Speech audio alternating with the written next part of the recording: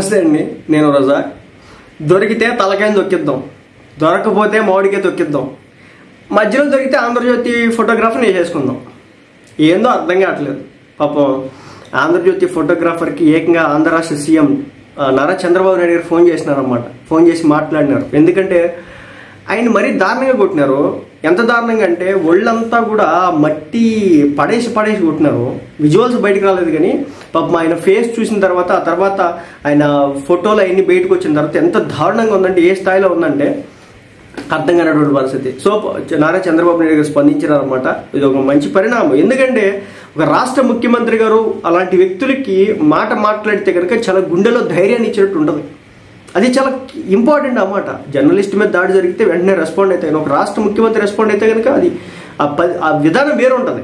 ఈరోజు చంద్రబాబు నాయుడు గారు చేసిన పనికి నిజంగా మనం హ్యాట్సాప్ చెప్పాలి. చిత్తూరు జిల్లా బంగారుపాళ్యంలో ఆంధ్రజ్యోతి ఫోటోగ్రాఫర్ శివకుమార్పై వైసీపీ రౌడీ మోకల దాడిని తీవ్రంగా ఖండిస్తున్నాను. విధి నిర్వహణలో భాగంగా న్యూస్ కవరేజీకి వెళ్ళినటువంటి ఫోటోగ్రాఫర్పై తీవ్ర స్థాయిలో దాడి చేసి గాయపరచడం అమానుషం. ప్రస్తుతం చిత్తూరు ఆసుపత్రిలో చికిత్స పొందుతున్నటువంటి శివకుమార్కు ఫోన్ చేసి ఆరోగ్య పరిస్థితిని తెలుసుకున్నాను. ఇప్పటి వరకు నిర్వహించినటువంటి వైద్య పరీక్షలు, అందుతున్నటువంటి చికిత్స గురించి మాట్లాడాను. శివకుమార్కు వారి కుటుంబ సభ్యులకు ధైర్యం చెప్పాను. నాయకుల ప్రోద్బలంతో దాడి జరిగిన విధానం గురించి శివకుమార్ వివరిస్తూ ఉంటే చాలా బాధ కలిగింది.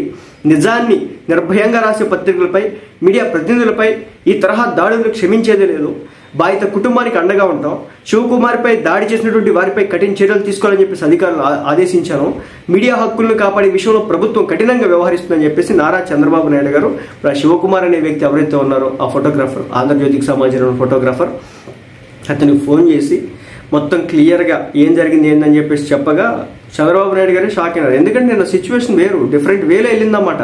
నిన్న డ్రోన్ విజువల్స్ డ్రోన్స్ కనుక లేకపోతే సిచ్యువేషన్ అది దుర్మార్గంగా ఉండేది. సామాన్యులు కూడా భయపడే స్టేజ్కి ఈరోజు తీసుకొచ్చేసినారు.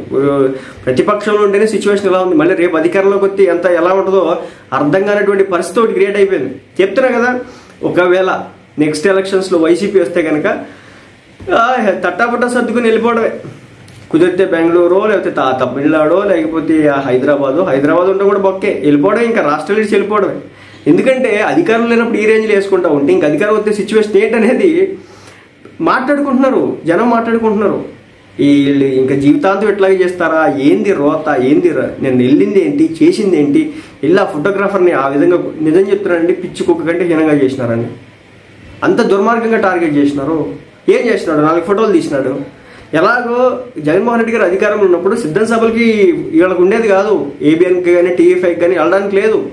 జగన్మోహన్ రెడ్డి గారు ప్రెస్ మీట్లు నిర్వహిస్తూ ఉంటే వాళ్ళు ఎప్పుడు నిర్వహించినారు కదండి, సరే ఎప్పుడైనా ఒకటి నిర్వహిస్తే కనుక వెళ్ళడానికి లేదు. అలాంటి సిచ్యువేషన్స్ ఫేస్ చేసినారు వీళ్ళంతా కూడా.